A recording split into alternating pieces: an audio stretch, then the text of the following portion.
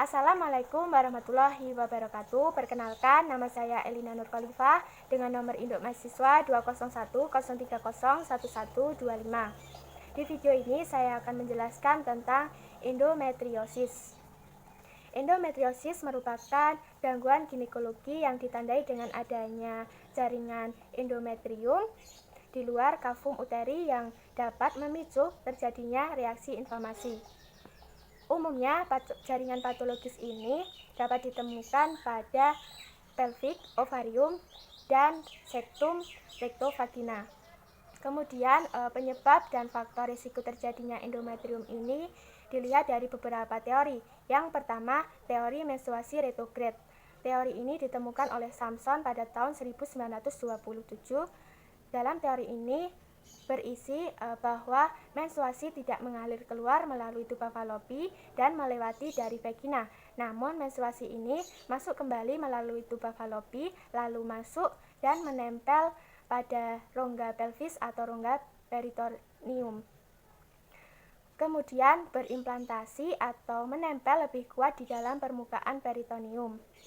Dan menstruasi tadi yang tidak keluar secara fisiologi dapat membuat metaplasia atau merusak serta menghancurkan dari peritoneum, yang kemudian akan membuat angiogenesis atau jaringan baru yang bersifat merusak.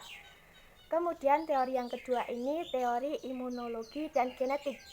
Imunitas atau sel-sel peradangan yang harusnya mampu membersihkan atau makrofag mampu membersihkan dari zat-zat sisa menstruasi yang kemudian harus dikeluarkan, namun imun tubuh tidak mampu melakukan sehingga terkumpullah banyaknya jaringan dari endometriosis di dalam kavum uteri. Kemudian teori yang ketiga ini yaitu teori metaplasia. Teori metaplasia ini dikemukakan oleh Robert Mayer yang menyatakan bahwa endometriosis ini terjadi karena rangsangan pada sel-sel epitel selomik pluripotent atau sel tumor yang menempel dan mampu bertahan di daerah pelvis sehingga terbentuknya jaringan endometriosis. Dan teori yang keempat ini teori emboli limpatik dan vaskular.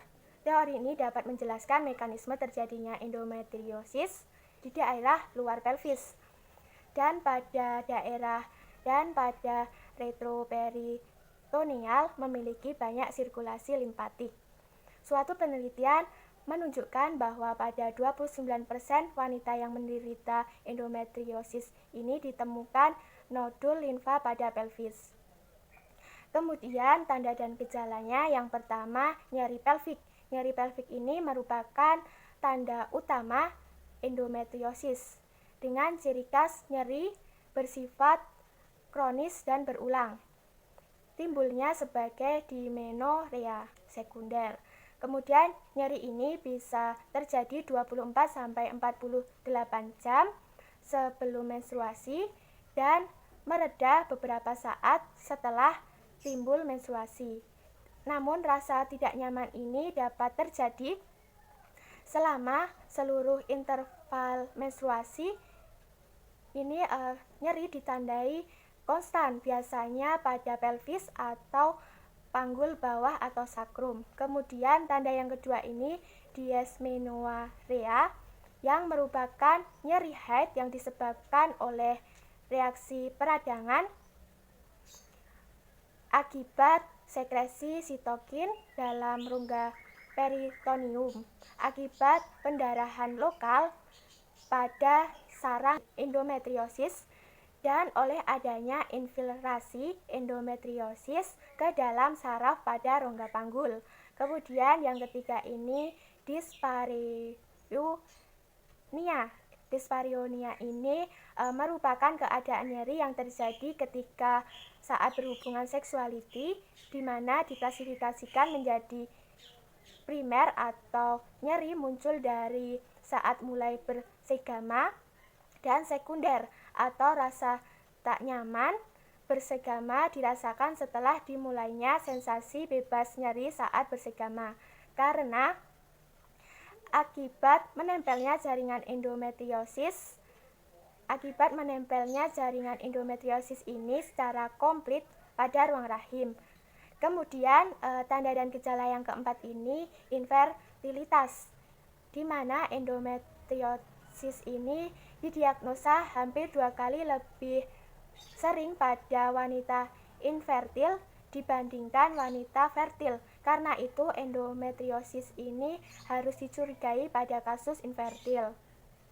Efek endometriosis ini pada fertilisasi atau kesuburan terjadi akibat terjadinya gangguan pada lingkungan rahim, sehingga pelekat sel telur yang sudah dibuahi pada dinding rahim menjadi terganggu.